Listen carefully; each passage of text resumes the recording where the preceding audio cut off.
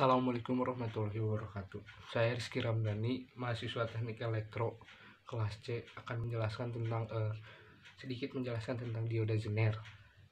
Ya, jadi dioda Zener adalah atau pada dasarnya dioda Zener adalah dioda yang biasa yang mempunyai tegangan Zener atau breakdown yang kecil. Nah, dirancang untuk digunakan sebagai regulator tegangan. Kemudian selalu dioperasikan pada daerah reverse pada tegangan yang dadalnya atau tegangan yang zenernya, atau tegangan zenernya pada tegangan dadalnya atau pada tegangan zenernya. Nah, kemudian ada beberapa tahapan lah ya pada dioda Zener ini. Ada regulator sun atau kondisi berbeban, perhitungannya beda-beda. Kemudian pada tegangan Thevenin, kemudian pada drop out point, kemudian pada dispirasi daya. Kemudian ya, kalau untuk dispirasi daya ya, daya yang diserap ini akan diubah menjadi panas. Nah, kemudian panas yang berlebihan dapat merusak komponen yang bersangkutan. Nah, oleh karena itu perlu dijaga agar daya yang diserap suatu komponen tidak melampaui batas maksimal serapannya atau tidak terlalu panas ya. Nah, nilai aman ini dapat diperoleh dari datasheet komponen yang bersangkutan. Nah, untuk dioda Zener ini disipasi daya, yaitu daya yang tersedia adalah 250 mW, 400 mW, terus kemudian 1 watt, 5 watt, 10 watt, 25 watt, 50 watt, dan seterusnya ya. Nah, untuk tahanan disipasi daya yang tersedia adalah 125 mW, 250 mW, 500 mW, 1 watt, 2 watt, 3 watt, 5 watt, 10 watt, sampai ribuan watt. Nah, kemudian karena di sini ada tugas matematis ya, pengerjaan tugas matematis, kemudian ada soalnya juga, maka saya akan bahas tentang soal itu. Nah, lalu di sini ada soal yang pertama ya. Soal yang pertama itu soalnya adalah apakah terjadi regulasi jika tegangan sumber atau Vs sama dengan 15 volt? Jelaskan secara matematis. Kemudian nilai Z2 diganti dengan digit NIM akhir masing-masing. Nah, sebenarnya saya sudah menjawab semuanya. Cuma di sini karena harus ngebahas soal ya, saya akan bahas satu-satu ya. Nah, yang pertama dicari dulu yang diketahuinya apa saja. Nah, di sini didapatkan. Kalau yang diketahui yang pertama adalah Vs atau tegangan sumbernya itu adalah 15 volt.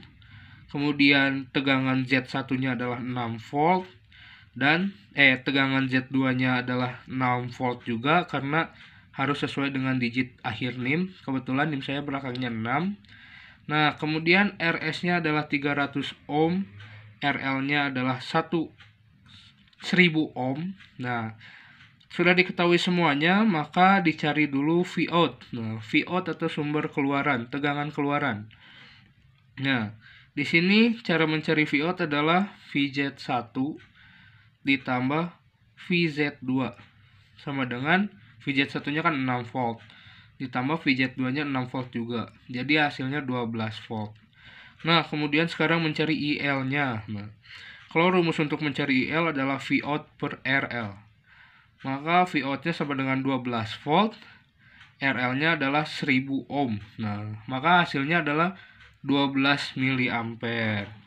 Nah, kemudian kalau yang untuk IS-nya, rumus untuk mencari IS adalah Vs per Vout atau tegangan sumber per tegangan keluar.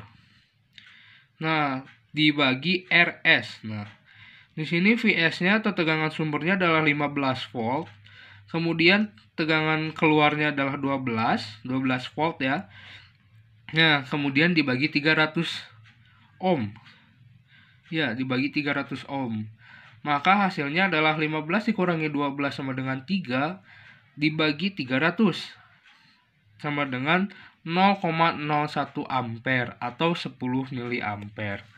Nah, kemudian di sini mencari IZ. Nah, untuk mencari IZ yaitu rumusnya adalah IS dikurangi IL. Nah, di mana IS-nya itu adalah 3 miliampere karena sudah dicari ya. Oh, maaf, harusnya di sini IS-nya sama dengan 10 miliampere. Maka IL-nya adalah 12 miliampere. Maka 10 dikurangi 12 sama dengan min 9 miliampere ya. Kita memperbaiki dulu.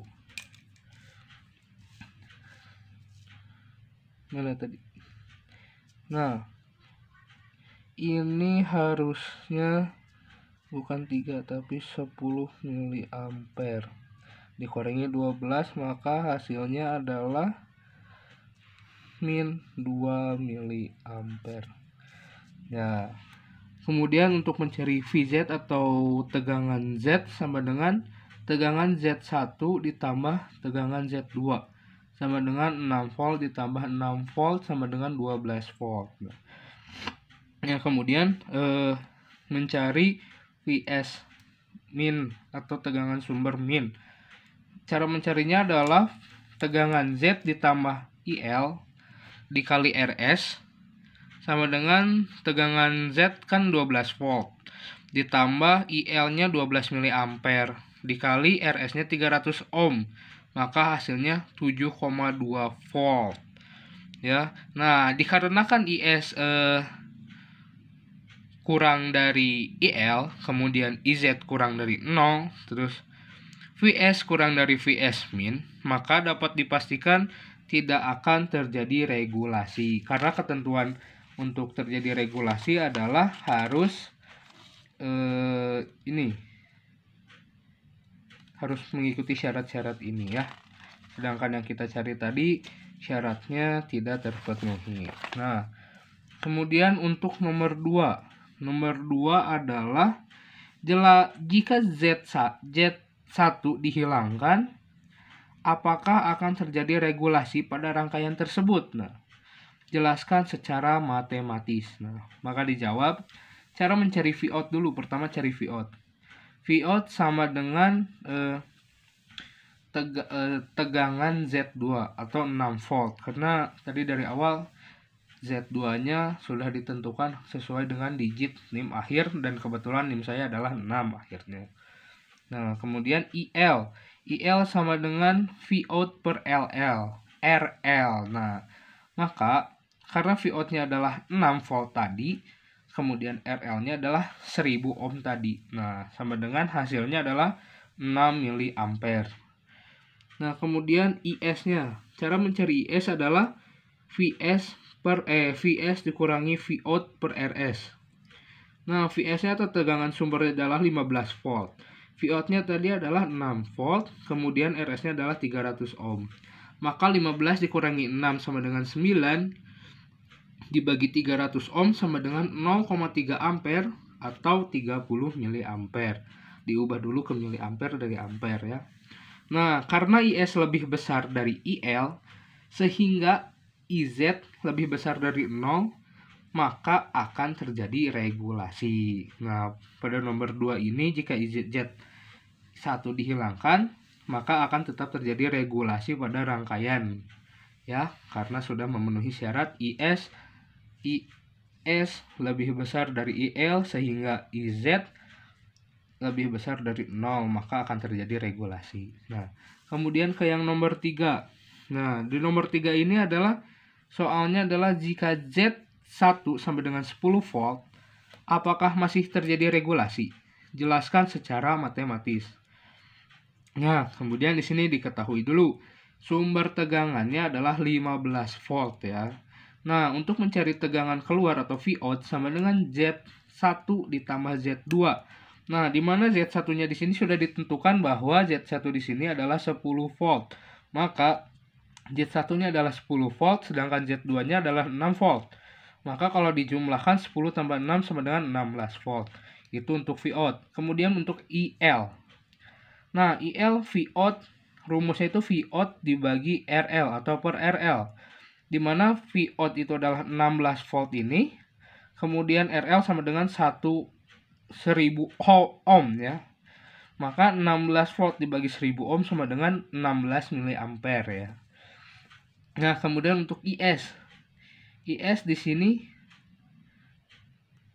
tegangan apa ya? Tegangan sumber adalah tegangan sumber dikurangi V out dibagi RS sama dengan 24 volt dikurangi 16 dibagi 300 ohm sama dengan 26 miliampere ya. Nah, kemudian untuk mencari VZ, nah VZ atau sumber Z sama dengan VZ1 ditambah VZ2 sama dengan 6 volt. Nah, kemudian